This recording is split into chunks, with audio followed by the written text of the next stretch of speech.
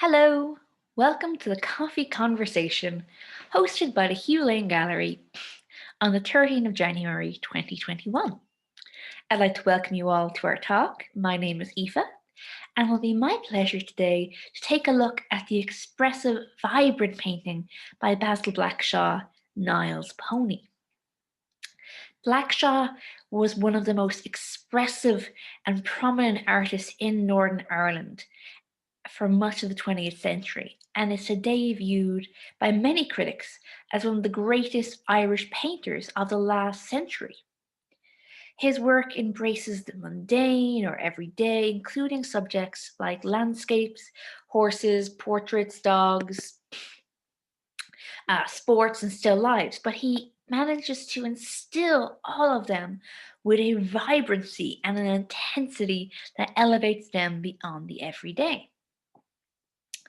I am going to minimize my face so that we can focus more on the art, but you'll still be able to hear me as we take a look at the artwork. The work we are looking at today draws on the imagery of horses, a subject so beloved by Blackshaw that it's been argued that horses have become the most defining aspect of his work. Blackshaw was a versatile artist who changed and evolved over his long career, at times walking the line between representation and abstraction, but always retaining something of the form that had inspired him. He was a gifted draftsman and had a great sense of line and form, allowing him to depict only the essential. When not painting, he was professionally engaged in training horses and dogs like his father before him, and he lived his life in the countryside of Northern Ireland, particularly fond of the area around Lough, where he lived for over half a century. His career spanned 60 years, and as a result, his work went in and out of fashion in that time, but he never followed trends. He was always producing work that was true to himself and what he wanted to express. Basil Blackshaw was born in Glengormley House, County Antrim, in 1932 to an English father, Samuel Blackshaw, and a mother from County Tyrone, Edith Clayton. His father had always worked with horses and had a livery stable. So shortly after Basil's birth, the family moved for better stabling at Board Mills in Lisburn, County Down. Blackshaw was reared there, in his own words, with horses, hounds, and the countryside coursing through his veins. His parents never discouraged him from art, but neither did they give him a lot of encouragement. Basil's Basil Blackshaw's father was an amateur painter who painted in oil and watercolors, and this was likely a very formative influence on Basil. He said that he never made a conscious decision to become an artist. He had simply always painted and drawn animals, and it seemed natural for him to go on painting and drawing as part of his life. He did admit, though, in an interview in 2016, that if he hadn't been an artist, he would have been a butcher. At a young age, he painted small commissions from when he was about 10 years old, such as a painting for the oil man of his lurry or paintings of horses for local farmers, all done before he went to art school. Blackshaw attended the Belfast College of Art in 1948 at age 16, where he left a lasting impression on his art teachers.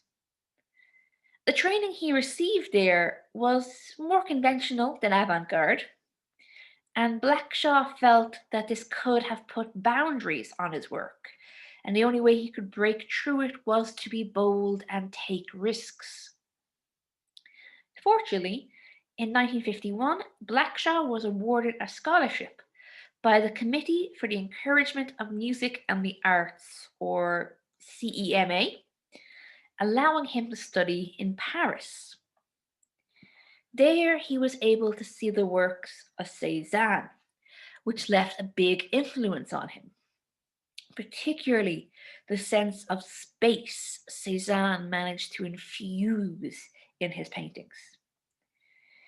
He said, "All I know is that they have some sort of effect on me that made me want to paint, that made me want to make marks and shapes and forms and give elements of art." It's actually been suggested that by the art critic Brian Fallon that it was this exposure to Cézanne so early in his career that helped him to avoid becoming what artists might call tight and instead tap into his own inborn painterliness, which would remain with Blackshaw throughout his entire career. His talents earned him early recognition, leading to his first solo exhibition at the Belfast Museum and Art Gallery at age 23. And from then on, he exhibited regularly for the rest of his life. In the late 50s and 60s, his work fell somewhat out of fashion with the popularity of abstract and pop art, but this did not prevent him from showcasing his work. As in 1961, he had a one-man show with CEMA in Belfast and was part of a touring exhibition in 1967 with the Arts Council of Northern Ireland. When he was a young man, when not painting, Blackshaw trained greyhounds and groomed horses. In 1959, he married Anna Ritchie, an Australian artist, and 3 years later, their daughter Anya was born in their home outside Lisburn. Anya remarks that her earliest memories was being surrounded by dogs. Her parents were training 55 greyhounds at the time, and there were always horses and dogs nearby. The animals which surrounded Blackshaw featured heavily in his work. His paintings of animals are beautifully observed, and he had a great natural sympathy for them. But when we look at his paintings of animals, they appear as more than animals, as he was very good at imbuing traits into his figures. Sadly, Blackshaw's marriage ended in 1972, leading to a very turbulent phase of his life, which included bouts of heavy drinking. But not too long after that, in the early 1970s, he would meet Helen Falloon, who would become his partner for the rest of his life, and the two settled in rural County Antrim, where they would live for the remainder of their lives. It was here that Blackshaw set up his studio, a loft in a converted barn close to his house, up the mountainside, which gave him splendid views of Lough Neagh. He stated in an interview that his studio was one of the places where he felt most at peace. So, according to him, so long as I can have a glimpse of Slieve Croob and Lough Neagh, I feel at home. I'm a home person who loves familiar landscapes. He said that the Irish weather probably had a large effect on him in a way he hadn't really thought about, but can be nonetheless seen in his work, such as this painting of Lough Neagh in the winter. In the 1970s, he produced many paintings of racehorses, which were quite free in style and brushwork, becoming very painterly. These early horse works used thin applications of paint to define only the physical presence of the horse and the movement of the animals. One of his masterpieces from this time is Grand National Funovan's Year from 1977, a massive painting that showcases his skill at composition and movement through very simple, yet nonetheless beautiful brushworks. He continued to exhibit in the Arts Council in Belfast and won a major bursary from the council in 1979. He became an associate of the Royal Ulster Academy in 1977 and a full member of the Academy in 1981. In the 1980s, he took a new interest in nude figures, particularly because his new model, Jude Stevens, had such a strong personality. When Basil painted, he often mentioned Muhammad Ali and those famous words, "float like a butterfly, sting like a bee." Jade Stevens has said that I think that was what he was doing. He needed a lot of space to paint, leaping back from the canvas, assessing where the next blow should be, then jumping in with the paintbrush and jabbing at it again. It was a battle. Blackshaw was a very versatile artist whose work changed in style several times over his career. But his basic imagery remained unchanged, always rooted in expressing the rural life of Ulster. He consistently painted subjects that reflect his everyday life. Horses, dogs, cockerels, all were recurring subjects in his art. Another recurring theme was the racing and sporting life of Ulster. Due to his upbringing in the countryside, he was deeply familiar with aspects of countryside life like fox hunting, horse racing, and the illegal sport of cockfighting. All of these experiences provided him with an insight that allowed him to capture life and character in his work. He found inspiration everywhere. Even graffiti on walls could give him inspiration for what he would create. Sadly, in 1981, his studio caught fire, destroying a large number of his works. This was initially seen as a horrible loss, but in the long term, Blackshaw felt it was a boon for his career. The fire spurred him on to do new things and challenge himself as an artist. The time the studio burnt down, at that time I was painting realistic type landscape paintings that were getting nowhere. I could go and do the same thing all over again any day. It was going to be the same painting, good painting, well painted, but it was nothing new, nothing exciting. And when the studio burnt down, it let me step back and see things as going nowhere. It's been argued that this change of direction led Blackshaw to a much more exciting area of painting where the paint itself began to take over. Now it was less about the physical representation, with the material becoming the primary subject matter. His color became much more rich and luminous, and the brushwork really took on a life of its own. He developed into an exceptional and original colorist, transforming his images of animals and everyday sights into imaginative life forms. His already long career and experience allowed him to develop the skills and instincts he needed to blend color and space into harmonious compositions. As a result, these paintings seem liberated, filled with a sense of freedom and space, unburdened by the need to be anything but what they are. His painting Yellow Rabbit is not an accurate, in-depth study of a rabbit. Instead, it is a freeing exercise in form, color, and space, reveling in the gestural paint marks that he lays onto the canvas. And it is that appearance of spontaneity in his late works that was so important to Blackshaw.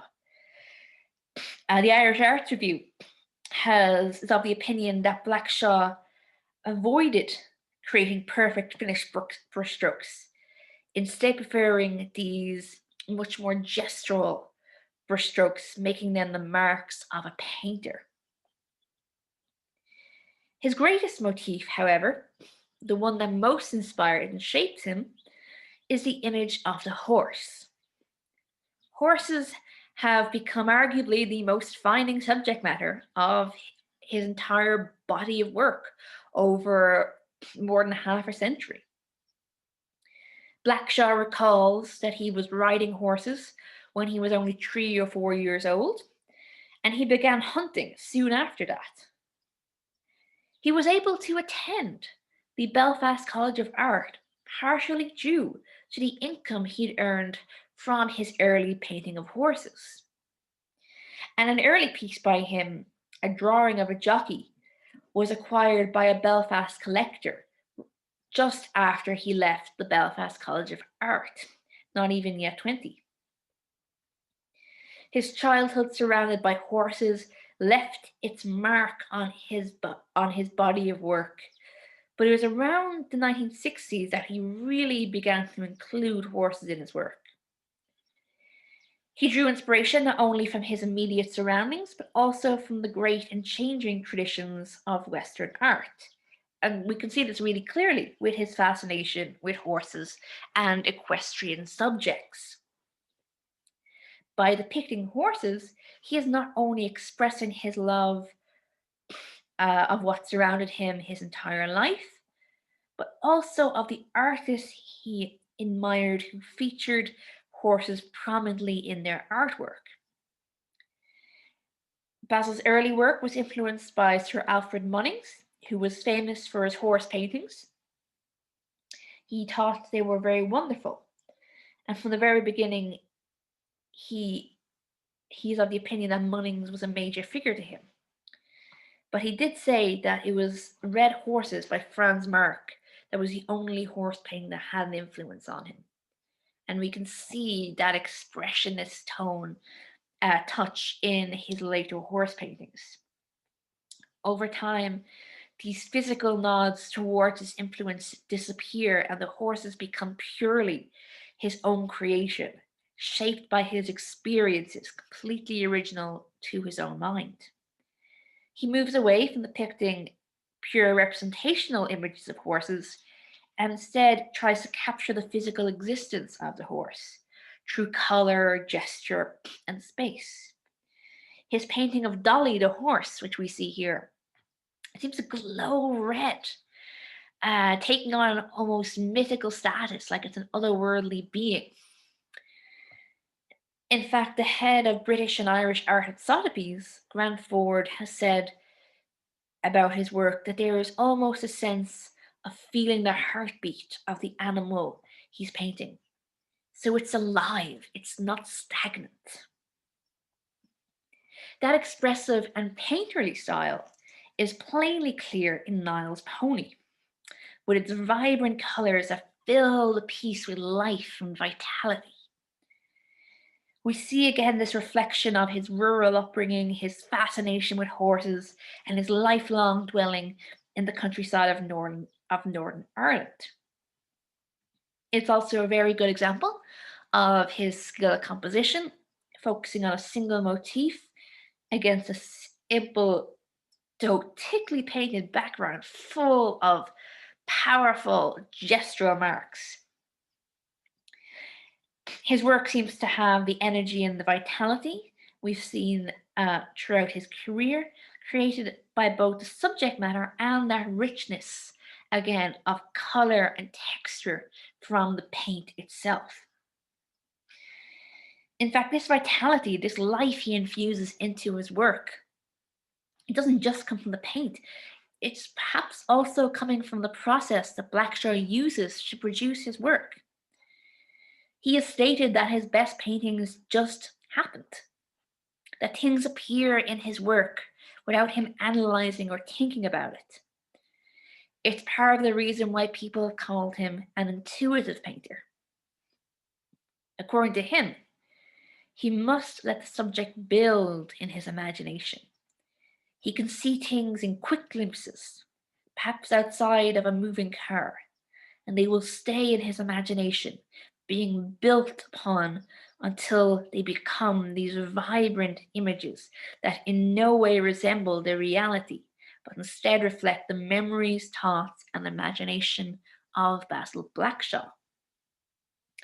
To him, a vision can be a piece of paper lying on the floor. Anything can provide him with a starting point. We see in Niall's pony, his painting is simplified and sensuous. He has, again, this wonderful expressionist mode of painting that we see from his work from the 1980s onwards. It is, as critic Brian McAvery said, Blackshaw, just like the late Picasso, has negotiated a return to that blessed state of childhood, serious play. And we can definitely get that childlike enthusiasm in this painting. But it is not simply the style he utilizes that gives his work its childlike brilliance. According to the estate of Basil Blackshaw, the main motif in Niall's pony came from a drawing given to Basil by his grandson Niall. He used that child drawing as a starting point, and combined with his own mind experience as a painter, he produced this luminous piece that combines the different sources that matter in his life: his love of horses, art, and his own family. Aside from horses, over his career, Blackshaw produced numerous portraits, including former Irish Times editor Douglas Gagby, politician John Hume, poet Michael Longley, poet John Hewitt, Van Morrison, and Clint Eastwood. Michael Longley describes sitting for Blackshaw as an electrifying experience, as he has a rare ability to capture a likeness. But it's much more than a likeness, it's the soul of the person. He was once asked about his famous painting of Clint Eastwood, why he did not simply use paint. Instead, he added bits of cardboard and newspapers. And Blackshaw replied that it was because it didn't have any spirit. Painting a portrait of Clint Eastwood was not going to be enough. I mean, I had to do something a bit more exciting. And it's certainly true that his finished result is, again, brimming with this energy, this exuberance almost of painting and of painted and gestural marks that he became so well known for.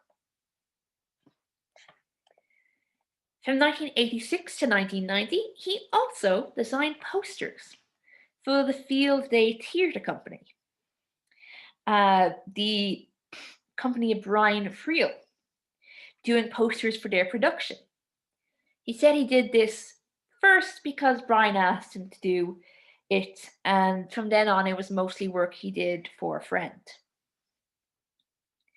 The Arts Council of Northern Ireland acquired a number of his paintings over the years, and in 1995 organised a major retrospective of his work, travelling from Belfast to Dublin, Cork, and to many galleries in the United States. In 2001, Blackshaw also won an award for a sustained contribution to the visual arts in Ireland in the Glen Dimplex Artist Award, and the Ulster Museum held a major exhibition of his work in 2002. But after developing himself as a colorist over several decades, it was in 2003 that Blackshaw produced a whole new series of works, Windows, which were much more minimalist, featuring more monochrome paint and simple lines with writings and scribbles on the canvas. These later works were more large scale, leaning more towards abstraction instead of the careful balance of form and abstraction he had previously maintained. The series was critically acclaimed and lauded by some as the best work Blackshaw had ever produced, with artist Neil Shawcross referring to the series as the greatest paintings that I have ever seen produced in Ireland in my lifetime. In person, Basil Blackshaw always seemed to be a very straightforward, down-to-earth man of the country, but friends and family have called him a nonconformist, a man with a delinquent streak that was an essential part of him.